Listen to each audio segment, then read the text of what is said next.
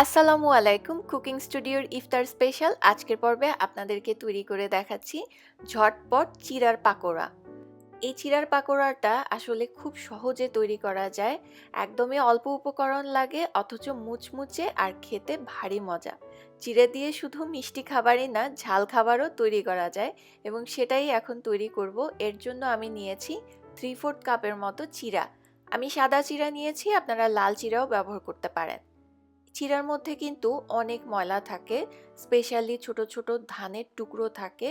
তাই যেটা করতে হবে, একটা চালনির মধ্যে চিড়াটাকে নিয়ে ভালোভাবে চেলে নিতে হবে। যদি কোনো ধান বা ময়লা থেকে থাকে তাহলে কিন্তু সেটা আলাদা হয়ে যাবে। আমি যে চিড়াটা ব্যবহার করেছি এটা মোটামুটি পরিষ্কার, খুব বেশি একটা ময়লা বের হয়নি। এবার আমি পর্যাপ্ত পরিমাণে পানি দিয়ে চিড়াটাকে ধুয়ে নিব। আমি ভিডিওতে জাস্ট একবার করে ধুয়ে দেখাচ্ছি, আমি কিন্তু অফ ক্যামেরায় এটাকে আরও 3-4 বারের মতো ভালোভাবে ধুয়ে নিয়েছি। যখন চিড়াটা ধোয়ার পরে পরিষ্কার পানি বের হবে, এরপরে চিড়াটাকে আমি রেখে দিয়েছিলাম এই ছাঁকনির ওপরে প্রায় 10 মিনিট। এই 10 মিনিটে দেখেন অতিরিক্ত পানিটাও ঝরে গিয়েছে আর চিড়াটা কিন্তু নরম হয়ে গিয়েছে। খেয়াল রাখতে হবে চিড়াতে যেন কোনো রকম পানি না থাকে, লাগলে আরও বেশিক্ষণ আপনারা ভিজিয়ে রাখতে পারেন। পানি থাকলে কিন্তু পাকোড়াটা যখন আপনি ভাজবেন খুলে যাওয়ার চান্স থাকবে, তাই অবশ্যই পানিটাকে ভালোভাবে ঝরিয়ে নেবেন। এবার একটা বাটিতে সেই চিড়া নিয়ে নিলাম, এর মধ্যে 3 টেবিল চামচ পরিমাণ নিয়েছি আমি পেঁয়াজ কুচি, স্বাদ অনুযায়ী ধনিয়া পাতা কুচি এবং কাঁচামরিচ নিয়েছি 1 টেবিল চামচ, আপনারা স্বাদ অনুযায়ী দিবেন। 1 চা চামচের মতো আদা কুচি ব্যবহার করেছি।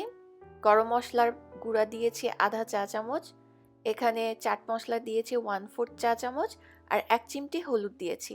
2 টেবিল চামচ পরিমাণ বেসন দিয়ে দিচ্ছি আর দিয়ে দিচ্ছি 2 টেবিল চামচ পরিমাণ চালের গুঁড়া।